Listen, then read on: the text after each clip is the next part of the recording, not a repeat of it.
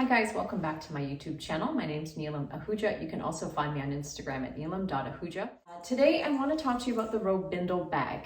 I know that I recently talked about the Park Tote in the medium, the one that goes a little more east-west, and I think that this bag is in that category of bags in that it's an easy kind of grab and go bag.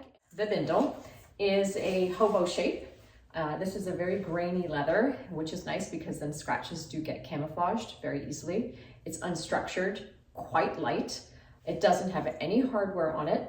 The bottom is a little firmer. It's not hard or rigid, but the Park Tote in the medium doesn't really have any structure to it. This has a little bit at the bottom.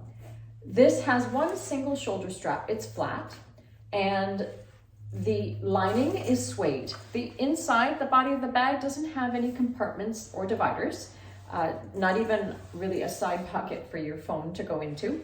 But I think, again, much like the totes, it's intentional. It's meant to be throw your stuff in and head out the door kind of a bag. Because the lining is suede, that suede actually carries through to the underside of the handle. They didn't finish the underside of the handle with leather, it's suede. I have heard from some of my followers on Instagram that one of their pet peeves with that underside of the handle is that the suede bits come off onto your t-shirt as you're wearing it. I haven't heard of any color wash. If you have, or if you've experienced that, let me know. But so far it's just been that the suede peels away a tiny little bit, and I think that's easily solutioned with a lint brush. It wouldn't put me off from buying the bag. This bag it's got a very long drop, so it very comfortably goes over the shoulder and absolutely over a coat as well. It is really, really comparable to the Park. So it's really going to come down to what look you want, because they look a little different. In fact, side by side, so this is the bindle handle and the drop, and this is the Park in the medium. I hold them up where the handles are at the same height. You can see that the drop of the bindle is much lower. This is about 19 wide, and this is about 13 wide. 11 high, 10 and a half. 5 on the bottom, 7. They're really, really good bags to take to and from work. This fits my daughter's MacBook. I put it in this way, not this way. So it fits. It's going to fill up faster than this will. So if you put your MacBook in here, I don't know that you're going to want to jam your sneakers in. Where with that tote, you get your MacBook, you get sneakers, you get your lunch. It's a little more forgiving that way. It's easier to get in and out of the bag as well. Because of the nature of the strap and how it's wide here, I find that when I put my items in it and I was trying to, get one specific thing out, it's kind of tough to explain, but it's a little hard to see. Again, nothing that would deter me from getting this bag. It's really, if I had to compare it to the tote, obviously, with a tote, you do this. This one, you have to do a little bit more digging and get this strap out of the way. This is about $19.90 US.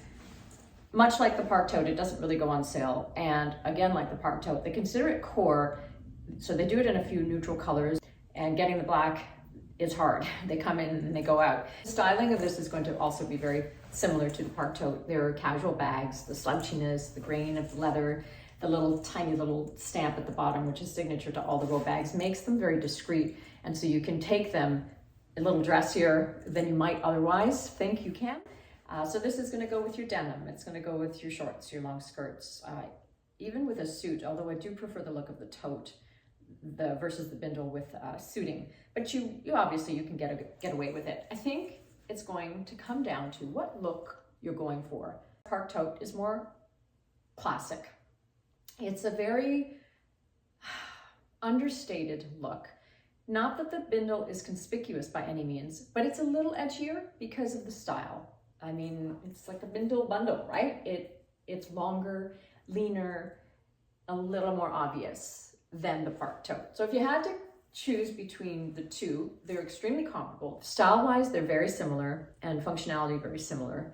Price, a couple $100 of a difference. So if you're trying to decide between the two, I would really say that you have to kind of, either you flip a coin or you just get one and then maybe get the other one later in another color, because they're just that easy, both of them, and they're both so good. I hate to corrupt and tell you to get 2 bags, but that's what I would do, because they're really, you wouldn't regret either one of them, because you're going to be grabbing them and using them a lot. This isn't like the Margot. Much as I love, don't get me wrong, I love my Margos, I baby my Margos. That's the problem, I baby them. So they don't get as much use as some of my other bags. You won't worry about that with this, because they're more durable, and I do find them more functional. I mean, if you were out for the day with either your bindle or your park tote shopping, and you ended up at a restaurant, you might feel awkward with your Margot 15 if you carried that during the day to take it into a restaurant at night, because it's a little more cumbersome. But not these bags. These bags are easy. They go anywhere, pretty much anytime. Again, maybe not to a cocktail event. That is your Row Bindle review.